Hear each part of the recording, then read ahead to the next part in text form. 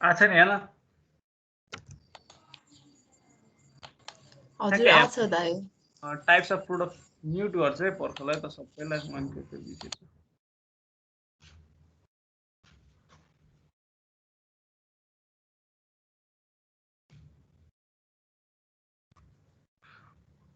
Types of production system भनेर हाम्रो production system भनेको के हो भने पुरै त्यो हुन्छ नि पुरै मेसिनहरूलाई राखेर र मेटेरियलबाट हाम्रो फिनिस्ड गुड कुरो निकाल्ने त्यसलाई त्यसको पुरै प्रोसेसलाई चाहिँ प्रोडक्सन सिस्टम भनिन्छ भनेर त्यो भनेर पढ्यौँ होइन अब त्यसको टाइप्सहरू के हुन्छ भनेर भन्दाखेरि चाहिँ यसमा बेसिकली चाहिँ एकदम ब्रोडली चाहिँ 3टा टाइपको हुन्छ जब प्रोडक्सन ब्याच प्रोडक्सन र कन्टिन्युअस प्रोडक्सन भनेर अरू चाहिँ त्यसै भित्रको हो तर नयाँ टेक्नोलोजी आउँदै गर्दाखेरि नयाँ विथ इभल्भ गर्दाखेरिको कुराहरू चाहिँ जोडेर अरू त्यो टाइप हो है अरूले चाहिँ जेनरली त्यही माथिकै प्रोडक्सन प्रोसेसमा एड गर्ने मात्र हो जस्तो अब जब प्रोडक्सन सिस्टम भनेको चाहिँ कुनै पनि एउटा स्पेसिफिक प्रोडक्ट छ अथवा डिफ्रेन्ट टाइप अफ प्रोडक्ट छ युनिक टाइपको प्रोडक्ट छ भने त्यो एउटा अथवा एकदम कम एमाउन्टमा बन्दैछ भने चाहिँ त्यो चाहिँ जब प्रोडक्सन सिस्टम भयो भनेर भनियो होइन ब्याच प्रोडक्सन सिस्टम भनेको कस्तो भन्दाखेरि चाहिँ अब कुनै सेट अफ मसिन्सहरू छ त्यसमा चाहिँ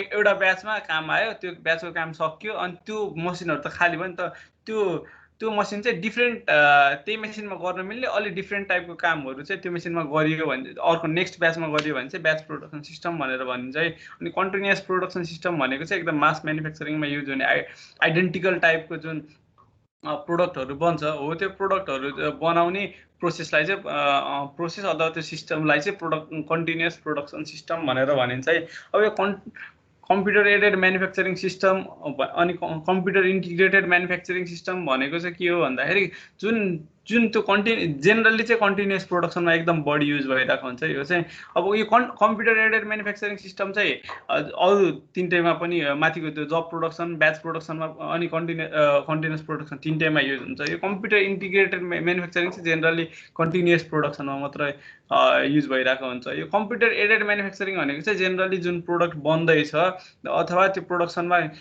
युज हुने सामानहरू केही बन्दैछ भने त्यो प्रोडक्टलाई कम्प्युटर युज गरेर पहिले डिजाइनहरू गर्ने जुन भर्चुअल काम गरिन्छ नि कम्प्युटरमा गर्ने कामहरू हो त्यो गरेर बल्ल प्रोडक्सनमा गयो भने चाहिँ कम्प्युटर एडेड म्यानुफ्याक्चरिङ सिस्टम भनेर भनिन्छ अनि यसले चाहिँ अरू कुनै प्रोडक्सन सिस्टम प्रोडक्सन प्रोसेसलाई पनि एड गरिरहेको हुन्छ अनि यो कम्प्युटर इन्टिग्रेटेड म्यानुफ्याक्चरिङ सिस्टम भनेको चाहिँ फुल्ली अटोमेटिक प्रोसेस हुन्छ नि हो त्यस्तो खालको प्रोडक्सन सिस्टमलाई चाहिँ कम्प्युटर इन्टिग्रेटेड म्यानुफ्याक्चरिङ सिस्टम भनेर भनिन्छ अब जस्तो बुटस नेपालकै कुरा गर्दाखेरि मैले भनेको थिएँ नि एउटा त्यहाँ मार्केटबाट आएको बोतलहरू पखालेर गइसकेपछि त्यसमा भित्र लिकेजहरू छ कि छैन त भनेर चेक गर्दाखेरि भित्रको पार्टको बोतल कस्तो छ भनेर चेक गर्दाखेरि चाहिँ एउटा मसिन हुन्छ त्यसले चाहिँ भित्रको त्यो फोटोग्राफ लिएर त्यसलाई स्क्यान गरेर चेक गर्छ क्या त्यो ठिक छ कि छैन भनेर क्र्याकहरू छ कि छैन भनेर यदि फल्टी छ भने त्यसलाई निकालिन्छ त्यसमा भनेको त त्यो जुन मान्छेले गर्नुपर्ने चिज हो अब मान्छेले गर्न नसक्ने चिज चाहिँ कम्प्युटरले त्यहाँ हेरेर त्यसलाई यता गरेको के अरे रिजेक्ट गरेको हुन्छ नि त फल्टी पिस छ भने चाहिँ हो त्यो पुरै प्रोसेसमा त कम्प्युटरले सुरुमा फोटो लिन्छ त्यसपछि चेक गर्छ त्यसपछि यदि रिजेक्ट छ कि छैन भनेर के अरे फल्टी छ कि छैन भनेर चेक गर्छ त्यसपछि बल्ल ठिक छ भने त्यसलाई पास हुन दिनु पर्यो नाइ त रिजेक्ट गरिदिनु पर्यो हो त्यो पुरै काम जुन कम्प्युटर भित्र त्यो प्रोसेसमा इन्टिग्रेट भएर गरेको हुन्छ नि त्यस्तो म्यानुफ्याक्चरिङ सिस्टमलाई चाहिँ कम्प्युटर इन्टिग्रेटेड म्यानुफ्याक्चरिङ सिस्टम भनेर भनिन्छ है अब ग्रुप टेक्नोलोजी भनेको चाहिँ कुनै पनि बन्च अफ मेटेरियल्स सिमिलर टाइपको जुन प्रोडक्ट बन्दैछ अथवा त्यो प्रोडक्टको सिमिलर टाइपको सब एसेम्बली बन्दैछ भने त्यसलाई चाहिँ एउटा ग्रुप अफ जुन मेसिनहरू जुन चाहिन्छ नि त्यो सिमिलर भएपछि एउटै मेसिनमा गर्न एउटै टाइपको मेसिनमा गर्न मिल्छ हो त्यो मेसिनहरूलाई चाहिँ एउटा ग्रुपमा बनाएर अनि त्यो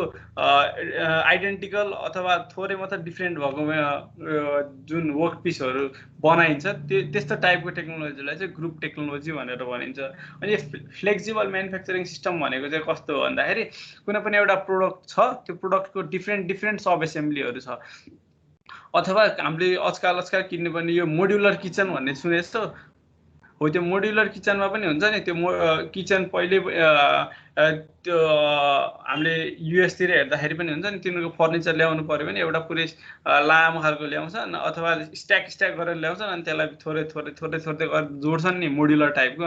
हो त्यो मोड्युलर टाइपको चिजहरू जस्तै बनाउनलाई फ्लेक्सिबल म्यानुफ्याक्चरिङ सिस्टम भनेको चाहिँ त्यही हो क्या। अब कुनै पनि चिजलाई चाहिँ सानो सानो मोड्युलमा म्यानुफ्याक्चरिङ गरेर एसेम्ब्ली गर्ने टाइपको सिस्टमलाई चाहिँ फ्लेक्सिबल म्यानुफ्याक्चरिङ सिस्टम भनेर भनिन्छ है त। अनि अर्को जस्ट इन टाइम म्यानुफ्याक्चरिङ भनेको सबै कुरालाई चाहिँ स्टक नराख्ने अथवा त्यो छिटो नबनाउने ताकि इन्भेन्ट्री कस्ट नहोस्, तर अरू प्रोसेस यसरी प्लान गर्ने कि त्यो जुन चलिरहेको प्रोडक्सन सिस्टम चाहिँ ल्याग नहोस् केही भएर भन्ने टाइपको म्यानुफ्याक्चरिङ सिस्टम भनेको चाहिँ just in time manufacturing system हो। यो चाहिँ जापानिज टेक्नोलोजी हो, सुरुमा जापानमा इन्भेन्ट भएको म्यानुफ्याक्चरिङ म्यानेजमेन्ट सिस्टम हो यो चाहिँ।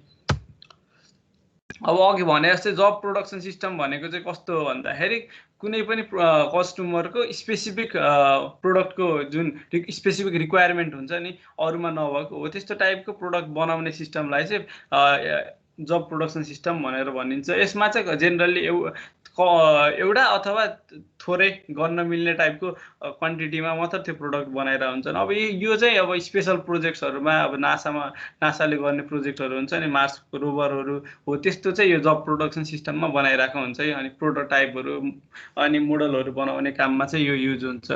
अनि यसको क्यारेक्टरिस्टिक्सहरू के हुन्छ भनेर हेर्दाखेरि चाहिँ यसको प्रोडक्सन प्लान सानो हुन्छ, किन भन्दाखेरि एउटा मात्र अथवा कम बनाउनु पर्छ नि, त्यही भएर धेरै प्रोडक्सन प्लान बनाउनेमा चाहिँ टाइम खर्च गरिँदैन। तर म्यानुफ्याक्चरिङ साइकल जुन हुन्छ नि त्यो बनाउन लाग्ने टाइम त्यो चाहिँ एकदम लामो हुन्छ। अनि मेटेरियलको फ्लो डिस्कन्टिन्युअस हुन्छ।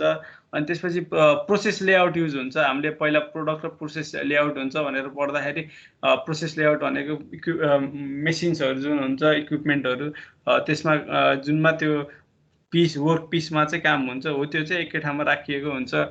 अनि त्यसपछि स्किल रिक्वायर्ड चाहिँ एकदम हाई लेभलको स्किल रिक्वायर्ड हुन्छ, किन भन्दाखेरि जस्तो पनि काम आउन सक्छ त्यही अनुसारको काम गर्नुपर्ने भएर हाई लेभलको स्किल रिक्वायर्ड लेबरहरूसँग स्किल हुनुपर्छ सबैसँग। एक्सपर्ट त्यो सुपरभिजनको लागि चाहिने एक्सपर्टिज पनि एकदम हाई हुन्छ।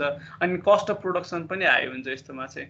अब ब्याच प्रोडक्सन भनेको चाहिँ अघि मैले भने जस्तै कुनै पनि एउटा मेसिन छ तिम्रोमा, अब इन्डियामा चाहिँ कस्तो हुन्छ भन्दाखेरि हुँदो रहेछ, मैले अलिअलि देखेको। अब मारुतिको कुनै एउटा पार्ट बनाउनु पर्यो भने चाहिँ उनीहरूले कस्तो त्यो सेपिङ मेसिन राख्यो अनि त्यसपछि प्रेसिङ मेसिन राख्यो, त्यही अनुसारको उनीहरूले त्यो काम गरिराख्छन् होइन। अब त्यो काम बन्द भयो भने चाहिँ त्यहाँ भएको सेपिङ मेसिनहरू अनि अरू मेसिनहरूमा चाहिँ सिमिलर टाइपको अर्को काम खोज्ने, अनि त्यो ब्याच सकिसकेपछि अर्को काम गर्ने गर्दो रहेछ। अब त्यो चाहिँ कटिङमा पनि हुँदैन, उनीहरूले चाहिँ त्यो ग्रुप अफ उस्तै टाइपको मेसिनहरू राख्ने, त्यसपछि ब्याच अनुसार जसले जस्तो काम दिन्छ त्यही अनुसारको त्यो मेसिनमा गर्न मिल्ने ब्याचमा गर्न मिल्ने कामहरू चाहिँ गर्दो रहेछन्। त्यसमा चाहिँ के हुन्छ भन्दाखेरि तिम्रो एउटा ब्याचको काम सकिसकेपछि अर्को सिमिलर भनौँ न, आइडेन्टिकल नभएर सिमिलर अलिअलि मात्र फरक भएको कामहरू चाहिँ त्यो अर्को ब्याचमा गर्ने भयो। त्यही भएर त्यसलाई चाहिँ ब्याच प्रोडक्सन सिस्टम भनिनु भयो होइन। अब यसमा चाहिँ के हुन्छ, क्यारेक्टरिस्टिक के हुन्छ त यो टाइपको प्रोडक्सन सिस्टमको भन्दाखेरि चाहिँ यो पनि सर्ट रनको हुन्छ, किन भन्दाखेरि त्यो ब्याचको सकिएपछि त्यो सक्यो नि त, त्यसपछि नयाँ ब्याच आउँछ, त्यसको लागि छुट्टै प्लानिङ गर्नु पर्यो। अनि इन्भेस्टमेन्ट चाहिँ हाई हुन्छ, किन भन्दाखेरि सिमिलर टाइपको मसिनहरू चाहिँ राख्नुपर्छ अलि धेरै, त्यही भएर। अनि स्किल लेबर चाहियो, अर्कोचोटि आउँदाखेरि कस्तो खालको काम आउँछ भन्ने थाहा हुँदैन नि त, हो त्यही भएर स्किल लेबर चाहियो। अनि specific process supervision of quality, अब त्यो क्वालिटी पनि मेन्टेन गर्नलाई स्किल प्रत्येक कामहरू डिफ्रेन्ट आउने भइसकेपछि त के भन्छ त्यो सुपरभाइज गर्ने मान्छेले पनि त सबै जानेको हुनु पर्यो नि त, त्यही भएर अलि क्वालिटीको सुपरभाइजर चाहिन्छ। अनि प्रोसेसले प्लान्ट लेआउट भनेको चाहिँ प्रोसेस हुन्छ भनेर प्रोसेस लेआउट हुन्छ, किन भन्दाखेरि त्यो मेसिनहरू ब्याचमा प्रड्युस गर्ने भएर मेसिनहरू चाहिँ उस्तै टाइपको मेसिनहरूलाई एकै ठाउँमा राखेको हुन्छ भनेर भनिन्छ है त्यसमा चाहिँ। अनि अर्को चाहिँ मेटेरियल ह्यान्डलिङ चाहिँ कम चाहिन्छ जब प्रोडक्सनमा भन्दाखेरि, किन भन्दाखेरि उस्तै टाइपको अलि धेरै बनाइन्छ नि त, त्यसमा जस्तो भेराइटिज अफ मात्र बनाइँदैन, त्यही भएर मेटेरियल ह्यान्डलिङ कम चाहिन्छ। अनि फ्लेक्सिबिलिटी पनि हुन्छ प्रोडक्सन स्केड्युलमा यसको। अब कन्टिन्युअस टाइपको प्रोडक्सन सिस्टम भनेको चाहिँ अब हामीले देखिआएको जुन इन्डस्ट्रीमा हुन्छ भनेर जुन हामीलाई भनिन्छ नि त्यस्तो टाइपको ठुलो खालको एउटै चिज बनिराख्ने सर मेसिनहरूले बनाइराख्ने खालको चाहिँ अब यो प्रोडक्सन सिस्टम भनेको चाहिँ कन्टिन्युअस टाइपको प्रोडक्सन सिस्टम हो। अब यसमा चाहिँ स्पेसलाइज म्यानुफ्याक्चरले चाहिँ आइडेन्टिकल आइटमहरू बनाउँछ एकदम त्यो एकदम लार्ज स्केलमा जुन मासमा प्रोड्युस हुन्छ नि त्यस्तो टाइपको प्रोडक्सन सिस्टम चाहिँ कन्टिन्युअस प्रोडक्सन सिस्टम हुन्छ है त। अनि मार्केटमा डिमान्ड पनि हाई हुन्छ, सप्लाई पनि उही अनुसारको यिनीहरूले एकदम हाई गरेर हुन्छ। जस्तो अब बोटलर्स नेपालमा अघि मैले भने अस्ति पहिला भने जस्तै चाहिँ 100 बोटल्स पर मिनट म्यानुफ्याक्चरिङ गरिरहेको हुन्छ हो। त्यस्तो चाहिँ त्यो लेभलको एकदम हाई, अझ त्योभन्दा नि बढी हुन्छ बाहिरतिर चाहिँ हो। त्यस्तो लेभलको प्रोडक्सन सिस्टम चाहिँ कन्टिन्युअस प्रोडक्सन सिस्टम हुने भयो। यसमा चाहिँ अब रिपिटेटिभ काम हुन्छ, प्रोडक्सन एक्जिलरी एड्सहरू पनि राखेको हुन्छ, स्पेसल टुल्सहरू, जिग्सहरू, फिक्चर्सहरू यो चाहिँ राखेको हुन्छ। अब त्यही मैले अघि पहिला भने जस्तै बोटलर्स नेपालमा जुन त्यो प्लास्टिकको बोतल म्यानुफ्याक्चरिङ गर्ने जुन प्रोसेस छ नि त्यो चाहिँ एउटै हुन्छ। त्यही पनि त्यसबाट हामीले त्यो 1 लिटरवाला प्याक पनि त्यही बन्छ, 1.5 लिटरवाला पनि त्यही बन्छ, त्यो 2.25 वाला पनि त्यही बन्छ नि त हो। त्यसमा चाहिँ त्यो जुन डाई हुन्छ हो त्यो डाई चाहिँ चेन्ज गर्ने हुन्छ नि त्यो हो। त्यस्तो चिजहरू चाहिँ कन्टिन्युअस प्रोडक्सन सिस्टममा एक्जिलरी जुन चाहिन्छ त्यो प्रोडक्सनमा चेन्ज गर्नलाई त्यस्तो चिजहरू बनाएर राखेको हुन्छ, त्यो अरूमा चाहिँ हुँदैन। यसको क्यारेक्टरिस्टिक के हुन्छ भन्दाखेरि मेटेरियलको फ्लो चाहिँ कन्टिन्युअस हुन्छ, अनि प्रोडक्ट लेआउट युज गरेको हुन्छ प्लान्टको लेआउट चाहिँ, अनि मेटेरियल ह्यान्डलिङ कम चाहिन्छ एकदम। अनि त्यसपछि रिलेटिभली लो स्किल लेबर रिक्वायर्ड भनेर भनिन्छ। अब त्यो कुनै पनि वर्क स्पेस हुन्छ नि हो, त्यो वर्क स्पेसमा काम गर्ने जुन लेबर हुन्छ उसलाई चाहिँ त्यही वर्क स्पेसमा गर्ने कामको मतलब त्यति मात्र स्पेसिफिक नलेज मात्र भयो हुन्छ जुन चाहिँ रिपिटेटिभ हुन्छ हो। त्यही भएर स्किल पनि धेरै चाहिँदैन सरी। अनि अर्को चाहिँ म्यानुफ्याक्चरिङ साइकल पनि कम हुन्छ, किन भन्दाखेरि प्रोडक्ट लेआउट हुन्छ सर र फ्लो एकदम स्मुथ हुन्छ, त्यही भएर म्यानुफ्याक्चरिङ साइकल कम हुन्छ। सुपरभिजन पनि सजिलो हुन्छ, फ्लेक्सिबिलिटी इन प्रोडक्सन स्केड्युल। अब स्केड्युलमा चाहिँ फ्लेक्सिबिलिटी अलिक बढी हुन्छ यसमा चाहिँ सबै नै। अब राउटिङ भन्ने एउटा टपिक छ। अब यो राउटिङ भनेको चाहिँ कस्तो भन्दाखेरि हामीले मेटेरियल ह्यान्डलिङ पढ्दाखेरि भनेको थियौँ नि, कुनै पनि जुन प्रोडक्ट बनाउनु छ भने त्यसलाई सुरुमा त र मेटेरियल आउँछ, त्यसलाई र मेटेरियललाई प्रोसेस गर्दै गर्दै बल्ल फिनिस प्रोडक्ट हुन्छ नि त।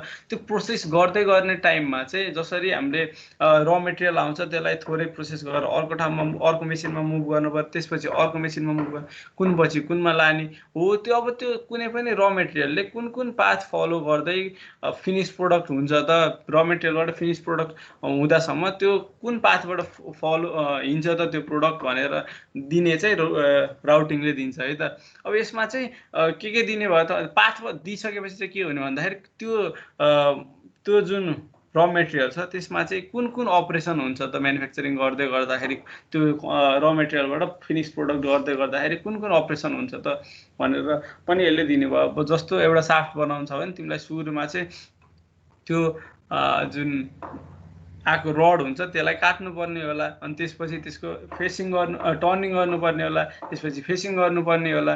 अब हलो बनाउने हो भने त्यस्तै के काम गर्नुपर्ने हो। त्यसपछि कुन त्यो जुन पाथबाट हिँड्छ त्यो बेलामा सुरुमा कुन हुन्छ, त्यसपछि कुन हुन्छ, त्यसको त्यो जुन अपरेसनको सिक्वेन्स हुन्छ त्यो पनि यो राउटिङले दिने भयो है त। अनि यो किन इम्पोर्टेन्ट छ भन्दाखेरि चाहिँ, इम्पोर्टेन्ट हो भन्दाखेरि चाहिँ अब राउटिङले के गर्छ भन्दा प्रोडक्टको जुन पाथ छ नि त्यो दिने हो नि त, फ्लोको पाथ हो। त्यो फ्लोको पाथले चाहिँ प्रोडक्टको बन्दाखेरि जुन म्यानुफ्याक्चरिङ साइकल हुन्छ त्यो कति लाग्छ, अनि त्यो कति हिँडाउनु परेछ भन्ने, अनि त्यसपछि त्यो कति टाइम लाग्छ भन्नेले चाहिँ कस्टमा पनि एकदम इफेक्ट गर्ने भयो। त्यही भएर यो एकदम इम्पोर्टेन्ट पार्ट हो भनेर भनिन्छ है त। अब राउटिङको प्रोसिजरहरू के हुन्छ त भन्दाखेरि चाहिँ सुरुमा चाहिँ कुनै पनि प्रोडक्ट बन्दैछ भने, अब जस्तो मोटरसाइकल बन्दैछ भने त्यो मोटरसाइकलको पार्टहरू जुन सानोमा गर्दै जतिसम्म सानो बनाउन सकिन्छ त्यति सानो कम्पोनेन्ट्समा त्यसलाई के भन्छ डिभाइड गरिन्छ होइन। अनि त्यसपछि चाहिँ त्यो सानो कम्पोनेन्टहरू जुन चाहिन्छ नि त्यो बनाउने कि किन्ने भन्ने कुरा डिसिजन हुन्छ नि, मेक एन्ड बाई डिसिजन हो। त्यो त्यो लिने पोइन्टमा पुग्छ क्या। अब जस्तो धेरै अब बोइङहरूले पनि इन्जिन बनाउँदैनन् नि, उनीहरूले रोल्स रोयससँग किन्छ अथवा कुन म्यानुफ्याक्चरर हो इन्जिन मात्र जुन इन्जिनमा स्पेसलाइज भएको हुन्छ हो त्यो म्यानुफ्याक्चरबाट किन्छ नि। हो त्यो किन्ने कि बनाउने त यामाहाले चाहिँ बनाउँछ। मैले जति थाहा पाएको छु त्यतिमा चाहिँ यामाहाले बनाउँछ भन्ने थाहा पाएको थिएँ त। मैले त्यसलाई क्रस चेक त गरेको छैन, सुनेको मात्र, त्यही भएर भ्यालिड छ भन्ने चाहिँ एक्ज्याक्टली थाहा भएन। त्यही पनि भन्नु खोजेँ कि एमआईले बनाउँछ भने अरू मोटरसाइकल म्यानुफ्याक्चररले इन्जिन बनाउन्न भने हो त्यो इन्जिन बनाउने कि नबनाउने त, बनाउँदा फाइदा छ कि छैन भन्ने कुरा चाहिँ त्यसपछि डिसाइड हुन्छ। यसमा चाहिँ के फ्याक्टरले हेरिन्छ भन्दाखेरि चाहिँ प्लान्टको वर्कलोड कस्तो छ अहिले भइरहेको प्लान्टको, अनि इक्विपमेन्टहरू कस्तो कस्तो एभाइलेबल छ, लेबर कस्तो कस्तो एभाइलेबल छन् अनि कति छन्, अनि त्यसपछि इकोनोमिक कन्सिडरेसनहरू त्यो हाल्दाखेरि फाइदा हुन्छ कि हुँदैन। अब सपोज लेबर थप्नु पर्ने, इक्विपमेन्ट नयाँ ल्याउनु पर्ने, प्लान्ट पनि एक्सपान्सन गर्नुपर्ने हो भने त्यसले लङ रनमा फाइदा गर्छ कि गर्दैन त त्यो प्रोडक्सन सिस्टमलाई भन्ने कुरालाई पनि हेरिन्छ है त। अनि त्यसपछि चाहिँ र मेटेरियल रिक्वायरमेन्ट पार्ट लिस्ट र बिल अफ मेटेरियल्सहरू बनाउने, त्यसपछि कतिवटा पार्ट नम्बर, क्वान्टिटी, कतिवटा मेटेरियलको स्पेसिफिकेसनहरू भएको कुराहरू पनि देखाउँछ यसमा चाहिँ। अनि अपरेसन थ्रु त्यसपछि अपरेसन थ्रु विच र materials are to undergo are listed. अब के पछि के गर्ने हो त भन्ने कुरा पनि यसमा लिस्ट हुन्छ, हामीले एकछिनमा हेर्छौँ त्यो। अनि त्यसपछि मेटेरियल्स कुन कुन मेसिन युज हुन्छ त, अनि त्यसको क्यापेसिटी कति छ भन्ने कुरा देखाइन्छ यसमा। अनि त्यसपछि टाइम कति लाग्छ सबैमा देखाइन्छ, लट साइज पनि देखाइन्छ है त।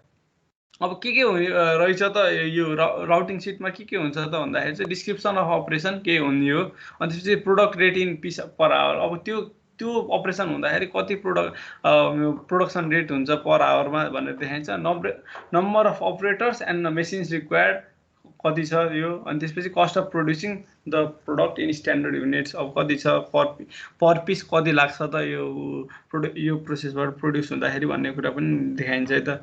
एडभान्टेज के हुन्छ त यो राउटिङ गरिसकेपछि भनेर हेर्दाखेरि चाहिँ एभाइलेबल रिसोर्सेसहरू जुन छ हाम्रो मेन मेसिन, त्यसपछि र मेटेरियल्स हो त्यसको चाहिँ इफिसियन्ट युज हुन्छ, अनि म्यानुफ्याक्चरिङ कस्ट घटाउन पनि युज हुन्छ यो।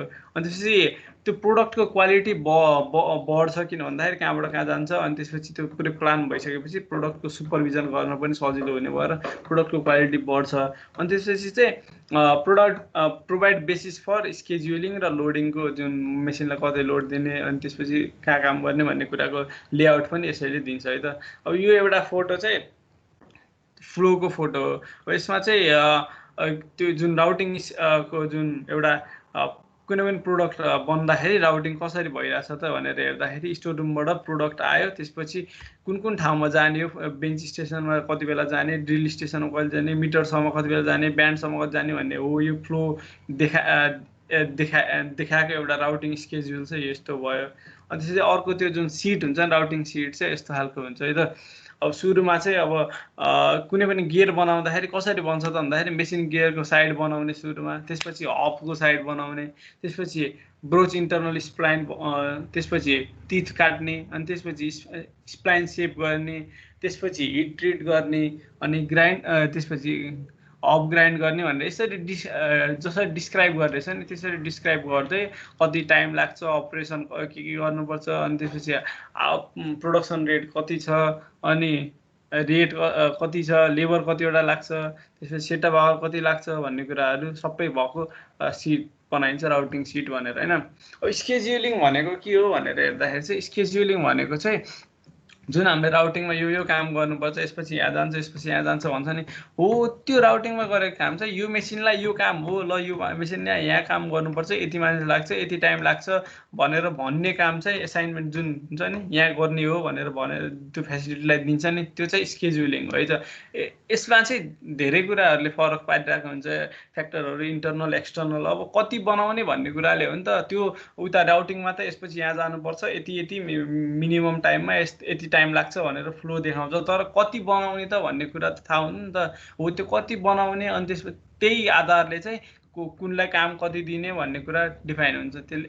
अब त्यही भएर चाहिँ पहिलो एक्सटर्नल फ्याक्टर चाहिँ कन्ज्युमरको डिमान्ड कति छ कस्टमरको भन्ने कुराले डिटरमाइन गर्ने हो मेसिनले त्यो कति दिने भन्ने स्केड्युलिङमा। अनि त्यसपछि कस्टमरको डेलिभरी रेट कति छ भनेर हेर्ने। अनि त्यसपछि अर्को भनेको चाहिँ अब उता जुन डिलर रिटेलरहरूसँग स्टक पहिल्यै छ भने त बनाएर काम लागेन नि त। हो त्यो अब यो स्केड्युलिङ चाहिँ अब बोटलर्स नेपालले एकदम बढी गर्ने।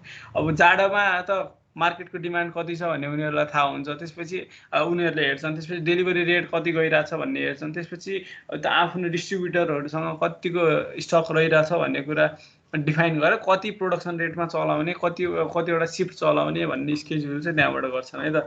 अनि इन्टरनल फ्याक्टरहरू चाहिँ अब बाहिरको जुन डिस्ट्रिब्युटरसँग भएको स्टक बाहेक त्यो बोटलर्स नेपालसँग आफैले पनि त वेयर हाउसमा स्टक राखेको हुन्छ, त्यो कति छ। अनि त्यसपछि अब अब चाहियो भनेर भनिएछ भने त्यो जुन मार्केटबाट आएको बोटलमा पखालेर सब गरेर प्रोडक्सन रेट कति लाग्छ, टाइम कति लाग्छ त भन्ने कुरा हेर्नु पर्यो। अनि त्यसपछि मेसिनको एभाइलेबिलिटी त्यो बेलामा हुन्छ कि हुँदैन भन्ने कुरा हेर्नु पर्यो। अनि त्यसपछि मेन पावरको एभाइलेबिलिटी छ कि छैन, फेसिलिटिजहरू छ कि छैन, अनि इकोनोमिक फिजिबिलिटी छ कि छैन भन्ने त्यो प्रोडक्सन 3टा सिफ्ट चलाउनु पर्ने भयो जस्तो देखियो अरे। तर 3टा सिफ्ट चलाउँदाखेरि इकोनोमिक फिजिबिलिटी आउँदैन भने त त्यो चलाउँदैन नि। हो त्यो चाहिँ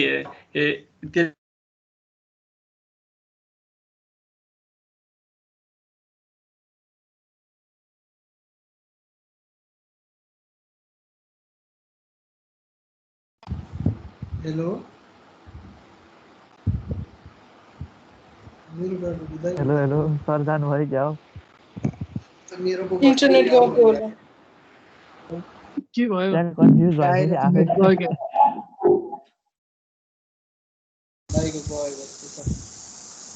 गयो स्योर गयो। बुटो नेपालको लास्ट लाइन जान्छ नि रेकर्ड स्टप गरिदिउँ होला है अनि ब्रो आउनुहुन्छ होला नि नगर्दै।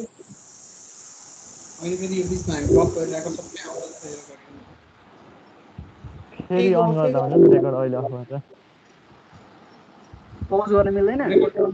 पज मिल्दैन, स्टप गर्नु भयो फेरि हुन्छ। बन्द गरिदिउँ है, यो धेरै दाइ त जानु भयो नेटवर्क। बन्द गरिदिँदा हुन्छ फेरि अहिले गर्दा भयो नि। ए नमिल्ने रहेछ नि त हामीले फेरि स्टप गर्नुलाई। दाइले एटेन्डिङमा राख्नु भयो जस्तो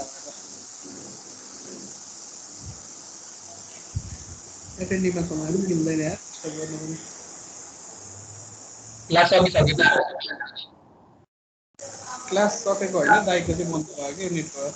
त्यो त हो कि बट अब त्यो टाइम पनि अब इनफ भइसक्यो त, 10-15 मिनट त बाँकी छ नि। त्यो त हो। कसैले फोन गराएर त्यहाँ सकाइदिनु न। हेलो क्लास रद्द गर्नु भयो केटा। नसोधिकन रद्द गरेर पनि भन होला नि त। अब रद्द गरामी गफगाफको विषय हो। अब त्यस्तो चाहिँ छुटेर के हुन्छ भने मलाई चाहिँ के लाग्दैन हैन। यो बरु सरको पनि नेटवर्क छैन होला अहिले यस्तै। फ्रम माई ओपिनियन है गाइज, फ्रम माई ओपिनियन अहिले नेट सेट गएको हुनसक्छ। अब उसै पनि 11 कतिमा 5 मा कि 15 मा होस् दिने 10:53 भइसकेको छ। अब क्लास बन्द गरौँ कि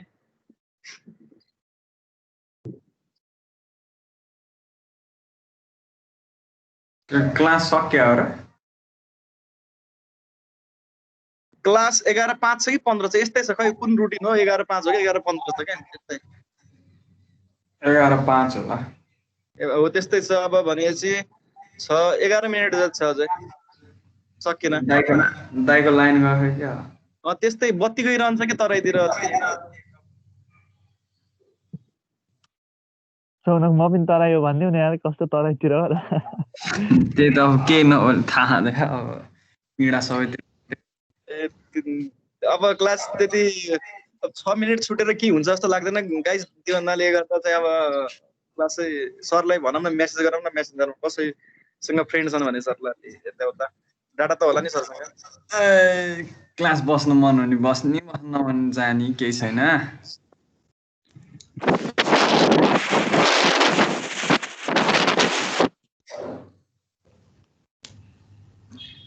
अनिल तिमीलाई बोलाउनु भयो तिम्रो मम्मीले अनिल कमलजी तिमीलाई तल बोलाउनु भयो तल जाउँदा तिमी घरमा मामु आज घरमा आज छैनन् घरमा राम्रो कुरा गर्न तिमीले आज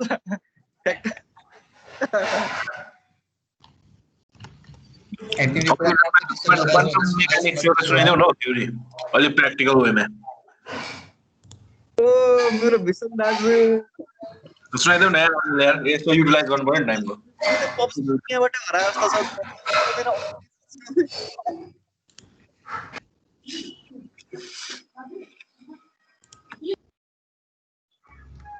श्रीकाजी नम्बर छ भने यसरी कल गर नि त सरलाई म ट्राई गरिरहेको लागिरहेको नि रोदासीले गरेको ट्राई गरेको लागिरहेको छैन काजी मैले गरेको लाइन भयो होला के 11:05 सम्म हैन क्लास 11:05 सम्म हो बस्छ न यार क्लास सकिसक्यो भन्ने हुन्छ बन्द गर्दै हुन्छ सरलाई किन त्यस्तो गर्नु दिवेन्द्र के यार हजुर एकदम गराइदियो हेलो अब त खुल्दै छ त बिस्तारै बिस्तारै अब त खुल्ला जस्तो लाग्यो नि साथीहरुलाई के लाग्यो अब खुल्छ खुलिसक्यो धेरै खुल्छ हैन अनि कलेज साउन के चाहिँ हाम्रो चाहिँ यो अब एक्जाम हुन्छ नि अब त्यसको 1 महिना नोटिस आउँछ कि डाइरेक्टली 1 हप्ता अगाडि नोटिस आउँछ कस्तो हुन्छ 1 महिना अगाडि आउला नि यार नोटिस काहे 1 हप्ता अगाडि सेमेस्टर पुरा भइहाल्छ नि को चाहिँ 20 दिन अनि हाम्रो ब्याचलरको चाहिँ एक्जाम हुन लाग्यो अनिल दुईटै सेम सँगै हुने अरे यार नो ग्याप तिमी कहाँ काठमाडौँ हो कि पाल्पातिर मेरो आवाज आहा कमल हजुर कार आइरहेछ मेरो आवाज आहा हैन के टेन्सन लाग्यो तिमी यो सेमेस्टर पुरा हुन्छ के सेवा लागेन है बिजी आइराछ सुनिराछ अनिल ग्याप हुन्न कि एक्जामको दिन ग्याप हुन्न सिधै के रे कन्टिन्युअसली एक्जाम हुने रे 12 वटै सब्जेक्टको अनलाइन टप हानिहाल्छ नि यार त्यही त नि किन चाहियो तिमीलाई ग्याप विजय खै सर मेरो कन्ट्याक्टमा आउनु भयो फोन गर्नु पकाइछु हेलो विजय पहिला अनिल हो त्यो सुशील देवकोटा हो सुरुमै सबै कोर्स पढिसक्यो भन्थे नि दुईटै उस्तै हो ए सुशील हो केटाले कम्पिटेबल हुन्छ के थर्ड इयरको म्याथ पढिसक्यो गाइस दाइको नेट गयो अरे आउनु न अरे है क्लास सकियो आजलाई लेट्स एन्ड गाइस ल ओ जनक भाइ सबैजनाले लिभ गर्नु नत्र यो रेकर्डिङै अफ हुँदैन ल गुड न्यूज यार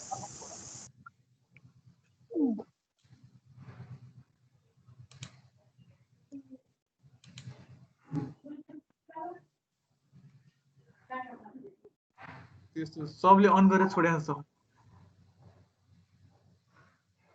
आए पर्ख के छ सब छन् सब कहाँ हुनु सब लिभ हानिरहेको थियो छुट्टी भइसक्यो भने यसलाई ठिकै छ त्यसो भए आजलाई यति नै गरौँ एकैचोटि त्यही भर्खर फोन गरेको थिएँ भर्खरसम्म आएको छैन थियो हुन्छ भने आएछ यता गइसक्यो अब कतिजना 16-17 जना जति छौँ ठिकै छ अब गफ गरौँ अघिको के कुरा हुँदैछ म ठ्याक्क क्लास सुरु हुने बेला मात्र आइपुगेँ त अगाडि गफमा आउँदै हैन ह्युमनको बायसहरू